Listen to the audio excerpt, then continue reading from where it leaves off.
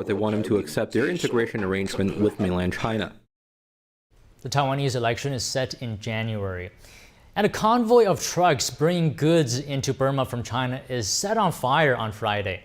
This comes when China's ambassador to Burma is meeting top officials there for border security talks. About 120 out of 258 vehicles carrying household goods, consumer goods, clothes, and building materials were destroyed by fire. This is according to local media, referring to an opposition force that launched an offensive against the junta government a month ago. Before the latest insurgent offensive, Chinese and Burma junta officials had launched a crackdown in the region on gangs operating internet fraud centers that China blames for cheating many of its people. Burma handed over tens of thousands Chinese telecom fraud suspects this month. The fighting close to the border and the drive against the online fraud gangs, many organized by Chinese criminals, says something about the neighboring countries' relations. China has been supportive of the Burma military since it seized power in 2021, but Chinese authorities have for years had complex cross-border relations with factions in northeast Burma, which is often outside the control of the central government. Burma authorities have long suspected China of meddling in support of some militia factions. And moving on to the widespread outbreak of an undiagnosed pneumonia that's hitting children. The cases are sweeping China and overwhelming hospitals. The dire situation is triggering concerns from a global health authority. On Wednesday, the World Health Organization gave China a 24-hour deadline to provide crucial details about the situation. NTD's Tiffany Meyer has the report. China has been battling a jump in mysterious respiratory illnesses for months. Hospitals across the country are overwhelmed with sick children. A pediatric hospital in Beijing reports seeing over 7,000 patients a day. A video shared online shows another hospital in Beijing at midnight, still crowded with parents and children seeking treatment. Our whole family is sick, all four of them, and the hospital is full. My son had a fever of over 39 degrees Celsius and was tested for 4 pathogens, including mycoplasma pneumonia, influenza A, and COVID-19. There is no official explanation for the exact cause of the illness. Doctors in China have reported this year's flu wave seems worse than years past. They say it's unclear when the pneumonia outbreak started, but that it's unusual for so many children to be affected so quickly.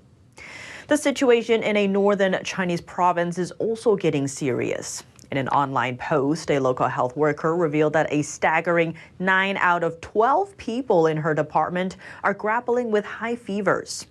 Calling it too scary, she describes the situation as almost the same as when COVID-19 restrictions were just lifted. Since Beijing abandoned its zero COVID-19 policy earlier this year, officials have linked China's surge in respiratory illnesses to non-COVID-19 related diseases. Now, some residents are questioning whether the regime is using that as a cover-up to hide new waves of the COVID-19 pandemic. It feels like another COVID-19 outbreak, but they're saying it's influenza. I suspect it might be a mutated COVID-19 variant. The data hasn't been shared with the public, and now reporting isn't allowed. Everything's being kept under wraps. Medical care is falling behind, and children's hospitals can't take in any more patients. Parents are getting more and more concerned. The CCP won't tell you anything about the virus. I've got some medicine ready. If I feel even a bit unwell, I'll take it right away. China has faced scrutiny in the past about the transparency of its medical reporting, particularly during the early days of the COVID-19 outbreak in Wuhan. A study by the British University of Southampton found 95% of COVID-19's global spread could have been reduced if China intervened earlier.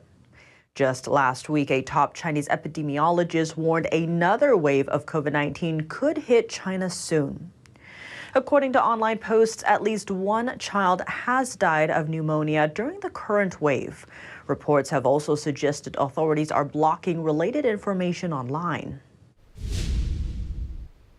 A night of riots and looting in Ireland. Police arrested over 30 people after they ravaged through Dublin last night. The violent protests came in response to a stabbing. An attacker stabbed 5 people, including 3 young children. Police have not commented on the nationality of the main suspect, but there's speculation that he's an immigrant. The following crowd, up to 300 people, reportedly chanted things such as "Get them out" and "Irish Lives Matter." It's nothing to do with far right or far left or whatever, it's just thuggery and destroying the city, destroying tourism, and it's just absolute disgrace, absolute disgrace. In France, a teen was fatally stabbed at a party in a little village this week. It followed threats from a group of individuals that said they wanted to kill white people, according to witnesses. The attack is stirring controversy on social media. NTD's France correspondent David Vivez tells us more. A 16-year-old rugby player was fatally stabbed last weekend during an annual celebration in a little rural village in South France. A group of youth from a suburb violently attacked the city town hall, blindly stabbing people and those brave enough to face them. Several witnesses described scenes of a carnage and claimed they heard the attackers say they wanted to kill white people. Editorialist Yvan Rufol says the incident shocked the country. It is the revelation of a fracture in society between the urban and rural world, which thought it was protected from the violence of the estates, but found itself confronted with precisely this violence. And so a large part of the French population is stunned to realize that they are now facing an enemy within. 5 days after the incident, authorities have still refused to disclose the names or profiles of the attackers, who apparently were born in France to immigrants. According to a leaked report from the newspaper Le Monde, the Minister of Interior said they are French, but none of them has a French name. This event has been traumatizing for our people. You'll see what happens in the country if they hear the names. Rufol says the police and media are reluctant to relate the violence to immigrants. The chief of police is still not giving out the identities of the troublemakers. We can see that there is a law of silence imposed by the French authorities, so as to not make the connection between this insecurity, this extreme violence, and immigration. Rufol notes a strong rejection of immigration from citizens in France and across Europe, saying that it could escalate into further violence. There is this war of civilization, perhaps even possibly a civil war in the future. We can see 2 populations from different cultures in France that are pitted against each other and cannot be reconciled. David Vives, NTD News, Paris. Coming up after the break, America's oldest Thanksgiving Day parade in Philadelphia drew a huge crowd. What do people have to say about the meaning of Thanksgiving? While families gather around dinner tables, U.S. troops can only celebrate holidays at their posts, some under sea. Find out more after the break. Stay tuned to get this free 5-piece ultra nonstick bakeware set from Gotham Steel. Are you tired of pans that burn and lids that don't fit? Worse yet, they're a nightmare to clean. You need a new set, but prices are so high it's obscene. Well, now there's a brand new professional cookware set that's ultra durable and non-stick. These pans are super slick, and they can be yours for our lowest price ever. Introducing Gotham Steel, chef-tested cookware designed to make family meals with no sticking and easy cleanup every time. Gotham Steel is made with cast aluminum and coated with Cerama, a fusion of ultra-durable titanium and super slick ceramic. This cookware comes with vented glass lids and is oven-rated up to 500 degrees, so bake meals in the oven that come out perfect every time. Even use metal utensils with no scratching. Plus, the entire set is PFOA-free and dishwasher-safe. Other professional cookware sets can cost up to $400, but we have a factory direct deal for you. You can get the Gotham Steel 12-piece set not for $400 or even $300, but for just 5 easy payments of $49.99. But wait, order right now and we'll drop 1 payment. That's just 4 easy payments of $49.99. This is nonstick cookware that we know you'll love. That's why we're guaranteeing it for a full 10 years. We'll even include our self-draining fry basket, stainless steel steamer insert, and steamer rack. A $50 value absolutely free. And there's even more. As a special gift, you'll get our 5-piece Gotham Steel bakeware set. The fast, easy, ultra nonstick way to bake your favorite desserts. No grease or oil needed. Together, they're a $110 value. Yours free. That's an incredible 20-piece cookware set. Plus free shipping on your entire order. Call or click now. Call 1-800-278-6025 or go to gothamset.com. Again, that's 1-800-278-6025 or order online at gothamset.com. Over 13 million Americans were affected by identity theft in 2022. And the threats go way beyond just credit card fraud. Today's identity thieves can open loans, transfer home titles, and even commit crimes in your name. Someone got my social security number, made a driver's license, and was used for criminal activity. Your information is exposed through online shopping, banking, even corporate data breaches. No wonder there's a new victim of identity theft every 3 seconds. Only LifeLock alerts you to the widest volume of threats all in one place. I clicked, "That's not me," and LifeLock took it from there. If you become a victim, a dedicated US-based restoration specialist will work to fix the issue. All LifeLock members are backed by the LifeLock $1 Million Protection Package, including reimbursement for stolen funds. I will be with LifeLock forever. Enrollment takes just minutes. Call now or go online and use promo code GET25 to save 25% on your first year. Enroll now.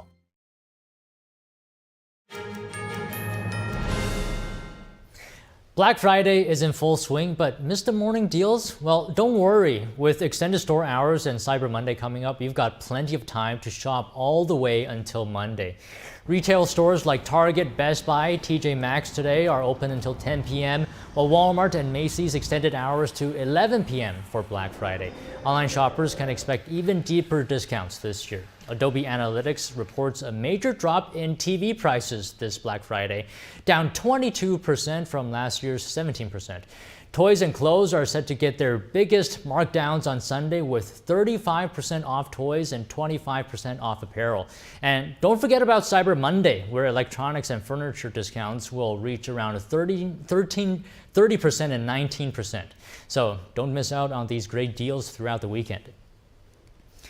Family and friends around the country will gather for the Thanksgiving weekend. Our troops deployed overseas might not be so fortunate, but they have their own unique experiences. NTD's Andrew Thomas spoke with a U.S. Navy veteran who told us what it's like to celebrate undersea. Darren Detweiler served in the Navy from 1986 to 1992. He served on the USS William H. Bates, a nuclear-powered fast-attack submarine. While on deployment, he and the crew would celebrate Thanksgiving and other holidays under the sea. So, Darren, what's unique about celebrating Thanksgiving on a nuclear sub? Submarine is just so isolated. It's not just isolated because you're in a location that's different. You're literally physically isolated from the rest of the world. If you are deployed on Thanksgiving, you don't have any sense of the news that's going on in real time. You don't have any sense of you're not, getting on the phone and talking to grandma or mom. You're not. A submarine is an unusual place for Thanksgiving. While submariners are far from home, they're close to each other, maybe too close. What are the physical logistics like celebrating the holidays on a nuclear submarine? So it's a very close quarters. You're literally, you've got tight quarters, you've got tight hallways, you've got,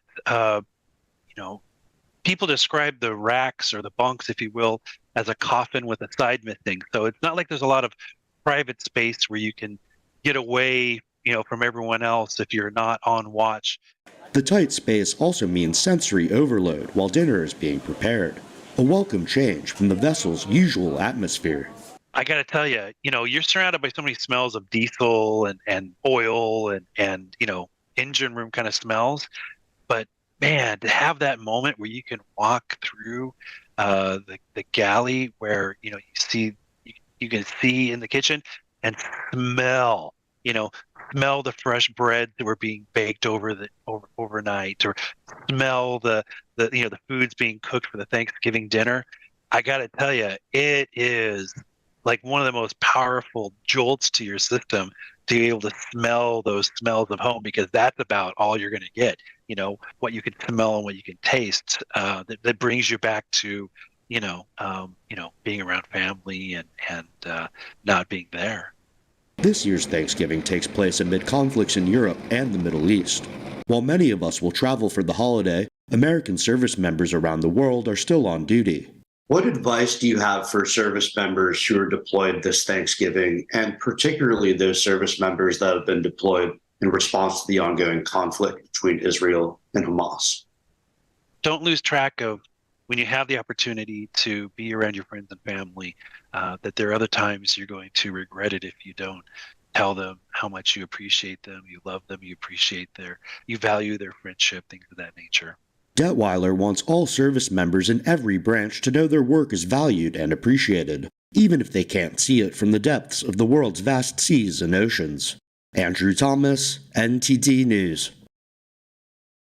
Philadelphia is host to the oldest Thanksgiving Day parade in the U.S. Yesterday marked the parade's 104th anniversary. Spectators share their thoughts of the meaning of Thanksgiving. Take a look. The first Philadelphia Thanksgiving parade was held in 1920.